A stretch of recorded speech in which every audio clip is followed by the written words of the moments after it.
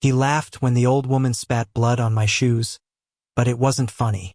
Not in the ER at 2 a.m. when half the city seemed to be bleeding, broken, or both. That laugh was reckless, almost cruel, and yet somehow, it was the only thing keeping me from falling apart. I wasn't supposed to notice him. Not when my arms were trembling from carrying a half-conscious man out of an overturned car just minutes before. Not when my shirt was damp with sweat, and my pulse still drummed in my temples from the weight of another near-death pressed against my chest. But there he was, the new doctor, the one with the messy hair, the one who smiled at suffering like he'd seen worse and somehow survived it. His name was Daniel Reyes. I learned that 3 nights later after our third collision in the ER. But that first night, I only knew him as the kid doctor who laughed when the world was bleeding. I'm Aaron Hayes, paramedic, 28 years old. Been hauling broken bodies into this same hospital for 7 years now. Most days I don't think about it. You can't. You shut down, keep moving, keep breathing. Because if you stop, even for a second, the weight of what you see, the overdoses, the wrecks, the cries that don't end will crush you. And then there was him. Daniel looked too young for the blood on his gloves. His face was fresh, almost innocent, but his eyes carried storms. He was 25, just a rookie doctor on the night shift, but he had this strange gravity about him, like he'd been forged from fire and grief. That night, I wheeled in a teenager with a gunshot wound, chest barely rising. Daniel was the first one to meet me at the door. His hands flew faster than mine, barking orders to the nurses, demanding tools like his voice alone could keep a heart beating. And maybe it did, because 10 minutes later the boy had a pulse again. I watched Daniel step back, blood staining his coat, sweat dripping down his temple. And for 1 second, just one, I saw the faintest flicker of relief cross his face. Like the world had given him back something he thought he'd lost forever. And that was when it started. The dangerous thing. The thing I wasn't ready for. The way I started noticing every time his shoulder brushed mine. Every time his voice cut through the chaos. Every time his gaze flickered to me as though I was the only one standing still in a storm.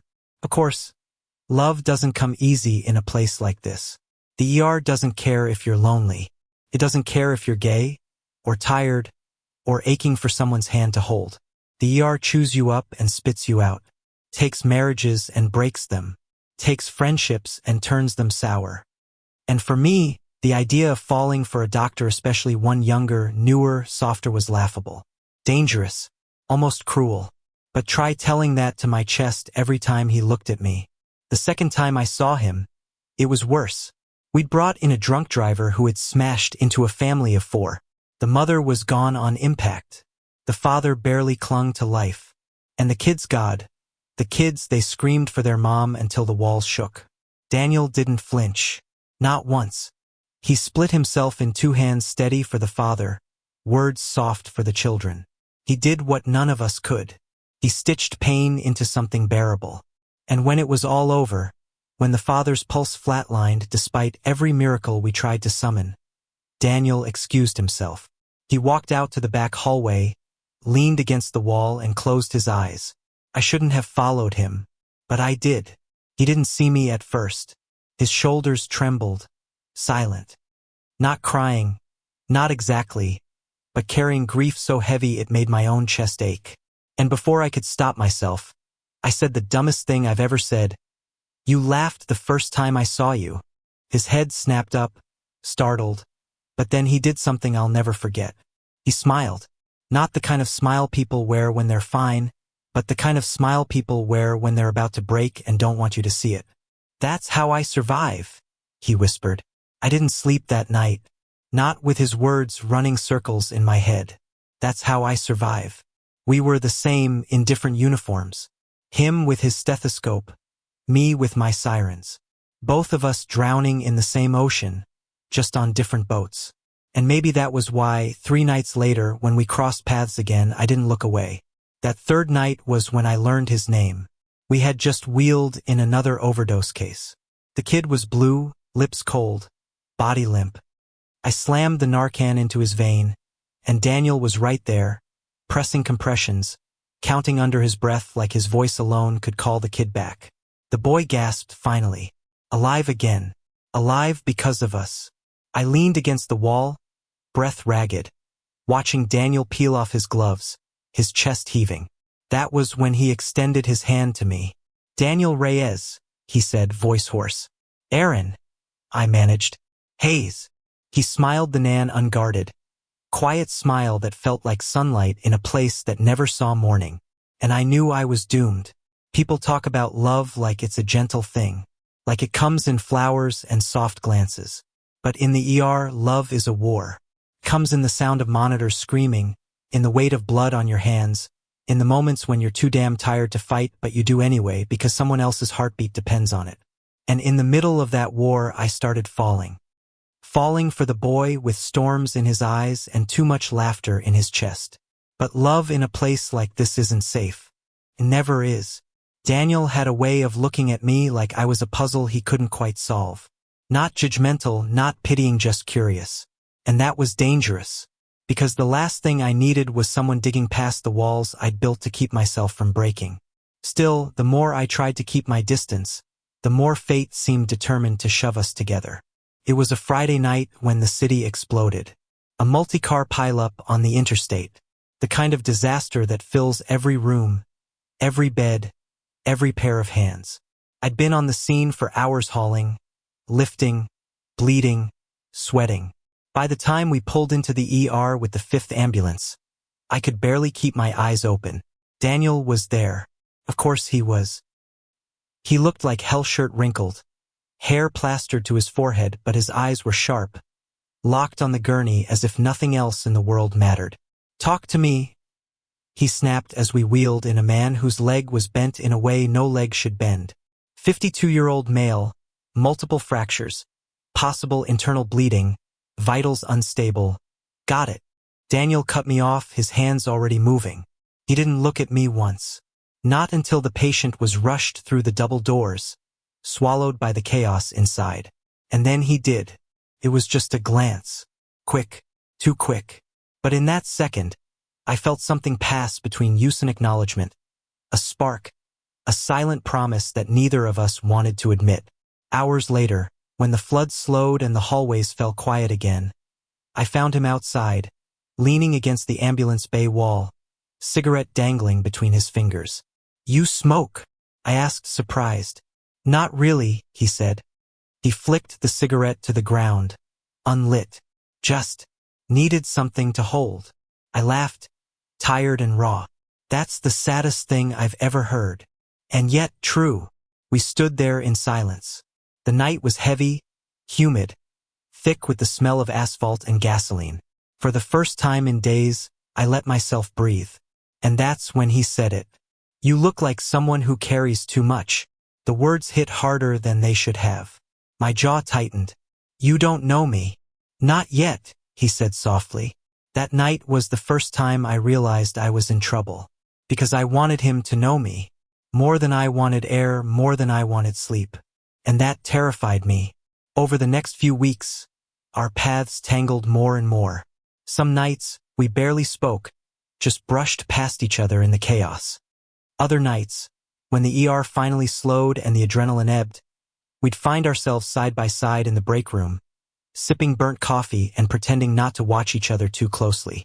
I learned he'd grown up in New Mexico, the youngest of 3 brothers, that he'd lost his mother to cancer at 16, that he'd almost quit med school twice but stayed because he couldn't imagine doing anything else.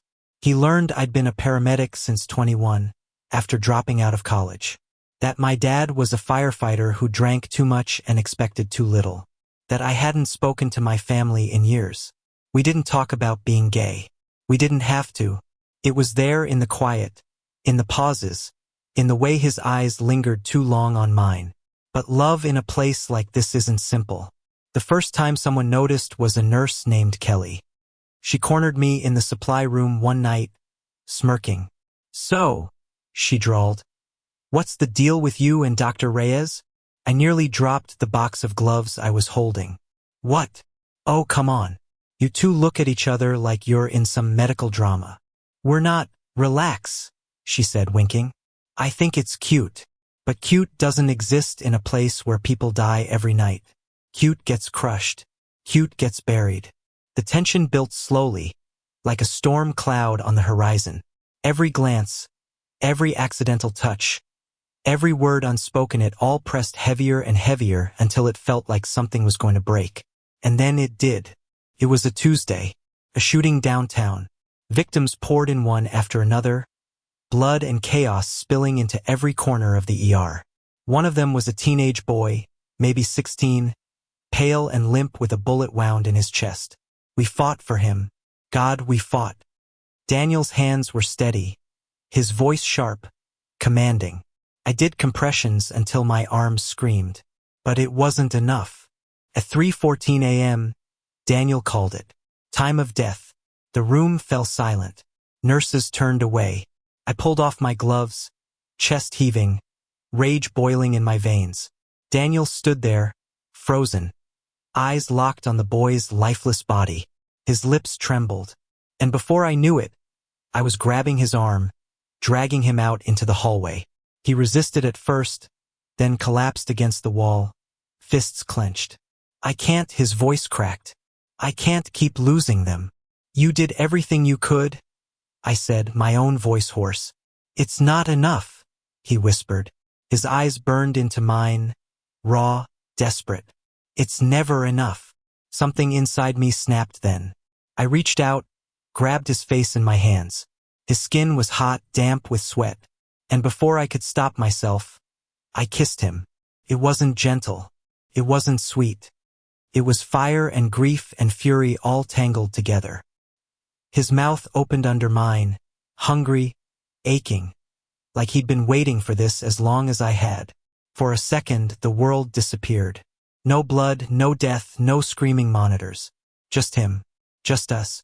And then he pulled back, gasping, eyes wide. Aaron, but I couldn't hear it. I turned, stormed down the hall, my chest burning, because I knew the truth.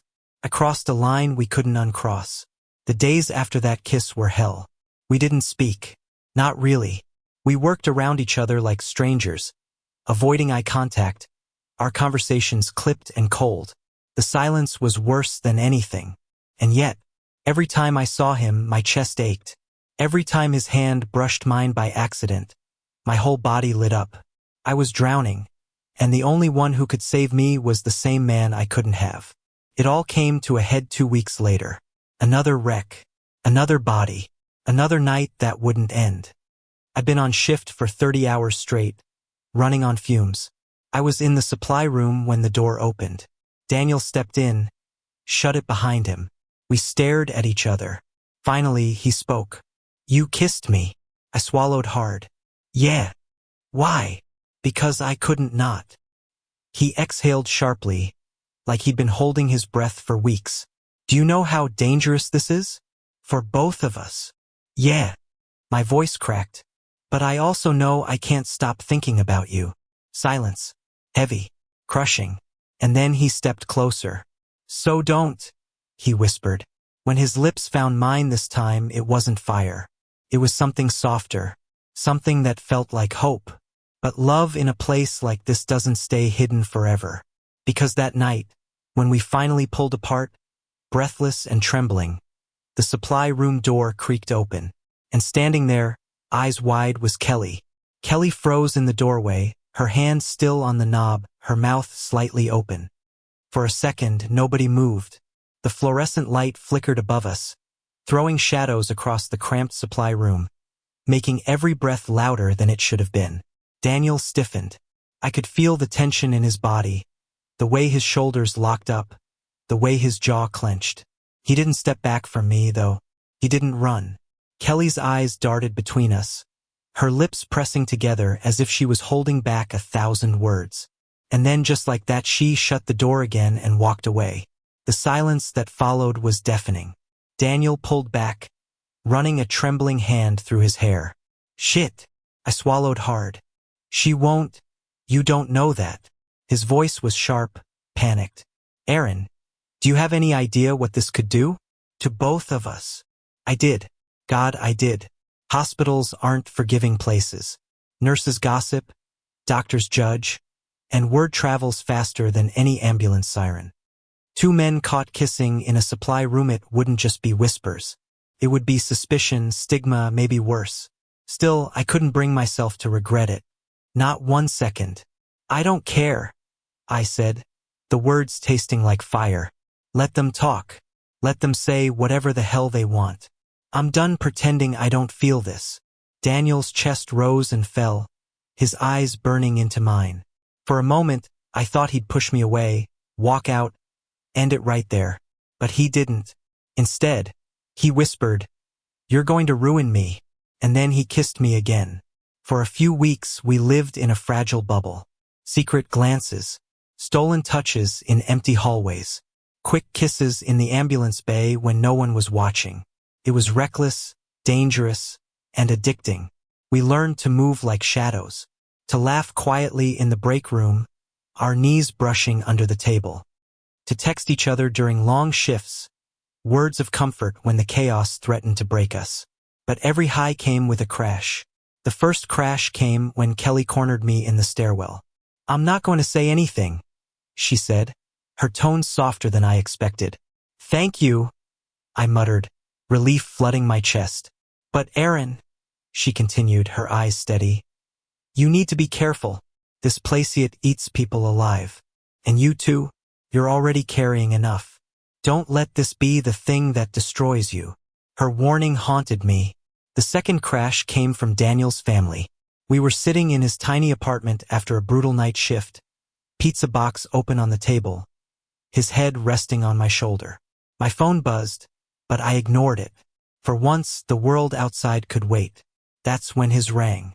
He groaned, reached for it, then went pale when he saw the name. "My dad," he muttered.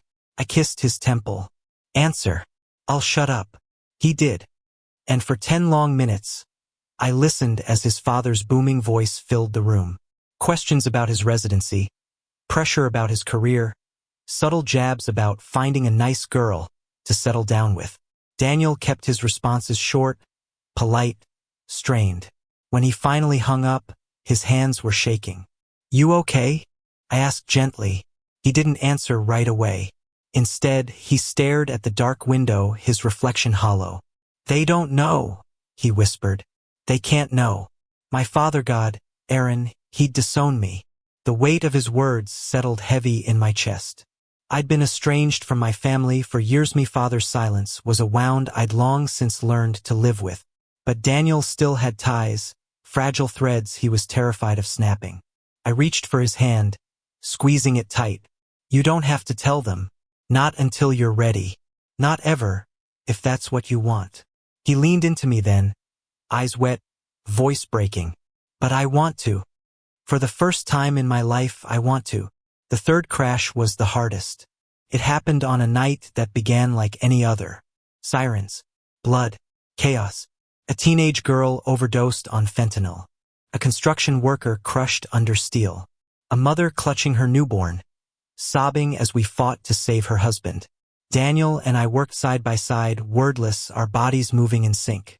We didn't have to speak, knew each other's rhythm now, the way one reached when the other pulled, the way one steadied when the other faltered. And then it happened. One of the senior doctors, Dr. Whitmore, a man known for his arrogance and sharp tongue, walked into the trauma bay just as Daniel's hand brushed mine. Just a touch, barely a second. But Whitmore's eyes narrowed, his lips curling into something ugly. Later, in the hallway, he pulled Daniel aside.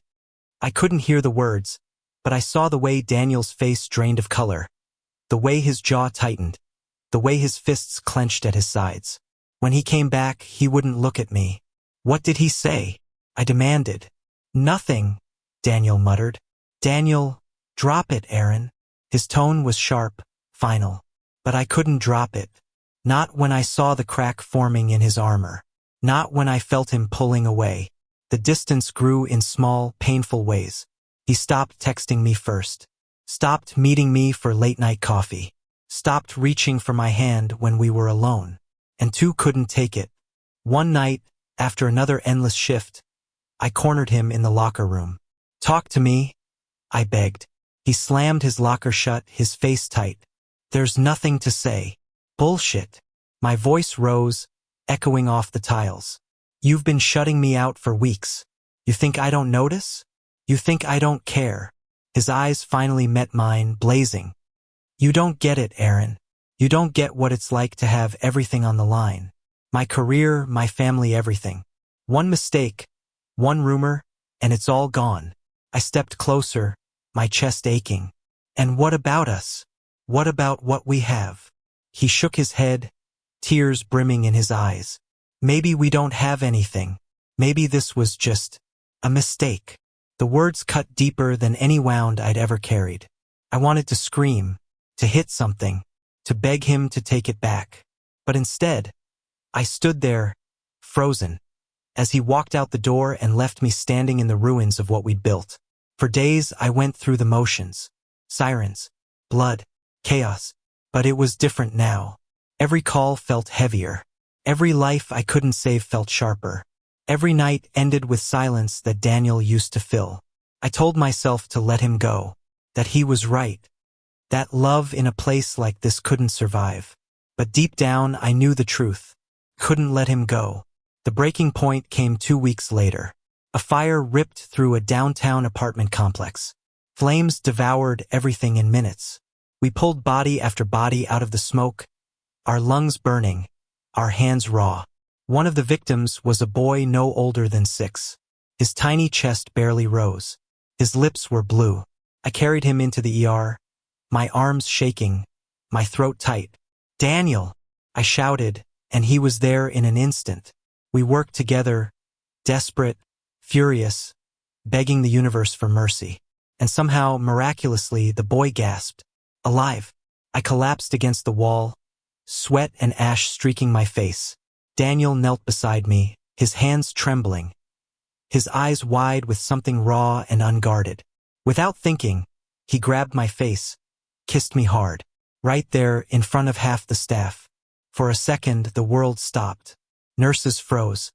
A tech dropped his clipboard. And then the whispers began. The whispers spread like wildfire. By the next morning, the entire hospital buzzed with the story. The paramedic and the young doctor, kissing in the middle of the trauma bay. Some voices carried curiosity, some carried pity, but most carried judgment. For me, it felt like standing naked in a storm. Every glance, every hushed conversation was a reminder that our secret was gone. For Daniel, it was worse. I saw it in the way his back straightened whenever Dr. Whitmore walked by. I saw it in the way his smile faltered when senior physicians avoided his gaze. And I saw it in the silence between Ushivi, suffocating, filled with questions neither of us dared ask. The breaking point came 3 days later, when Daniel was called into the chief of staff's office. I waited outside, pacing the hallway, my chest tight. When the door finally opened, he walked past me without a word. His face was pale, his eyes hollow. "Daniel," I reached for him, but he pulled away. "Not here," he whispered. We didn't talk until hours later, in the dark corner of the parking lot, where the glow of the street lamp barely touched his face. "They gave me a warning," he said, voice flat. "One more incident and I'm done. My residency gone. My career over." Rage flared in my chest. "That's bullshit. They can't." "They can," he snapped, his voice breaking. "This is the world we live in, Aaron. And maybe we were stupid to think we could have something different." The words cut like glass. "Is that what you want?" I asked, my voice shaking. "To walk away?" His silence was answer enough. I thought that was the end. For days, I buried myself in work, pretending not to care, pretending the hole in my chest wasn't swallowing me alive. I stopped going near the ER unless I had to. I stopped looking for him in the chaos. But love doesn't die because someone tells it to. It lingers. It waits. Claws at you until you can't breathe. And it came back on a night when everything went to hell. A city bus flipped on the highway. Metal twisted like paper. Dozens injured. We pulled victims from the wreckage, blood and screams filling the air. By the time I rolled into the ER, my arms were trembling, my uniform soaked with someone else's life. And there he was, Daniel. Our eyes met across the chaos, and for a moment, the world stopped. Then the chaos swallowed us again. We worked side by side, faster than thought, our bodies moving like one. It was instinct now, muscle memory, him steadying, me lifting, both of us refusing to let the night win. But then came the boy, 10 years old, trapped under steel, lungs crushed. I'd carried him in myself, whispering promises I wasn't sure I could keep. We fought for him. God, we fought. Compressors pounding, monitors screaming, Daniel's voice sharp and desperate as he ordered meds, as if his will alone could hold the boy here. And then silence. The monitor flatlined. Daniel's shoulders sagged. My fists clenched. We'd lost him. I staggered out into the ambulance bay, the night air sharp in my lungs. I leaned against the wall, fighting the weight pressing down on me. And then I felt him, Daniel, standing beside me, his hands trembling. I can't keep doing this, he whispered. I turned to him, my chest breaking. Then don't. Do it with me. His eyes met mine, wet with tears. Aaron, no more hiding. No more shame. Screw the whispers, screw the warnings. I love you, Daniel. And if that ruins me, so be it. For a moment he just stared at me, and then his face crumpled. I love you too. The days that followed weren't easy. The gossip didn't stop. The judgment didn't fade. Dr. Whitmore sneered. The chief of staff glared. Even some of the nurses kept their distance. But we stopped hiding. We sat together in the cafeteria. We walked side by side through the ER. And when the whispers rose, we lifted our heads higher. Because the truth was simple. The work we did mattered more than the opinions of small-minded people. Every life we saved was louder than any rumor. Every heartbeat we pulled back from the edge was proof that love didn't weaken, use it made us stronger. Months passed. Slowly, the storm quieted. Not because people stopped talking, but because we stopped caring. We carved out moments in the chaos, quiet breakfasts after night shifts, lazy Sundays in Daniel's tiny apartment, laughter that tasted sweeter because of how hard we'd fought for it. I watched him grow into himself, his confidence sharpening, his laughter freer.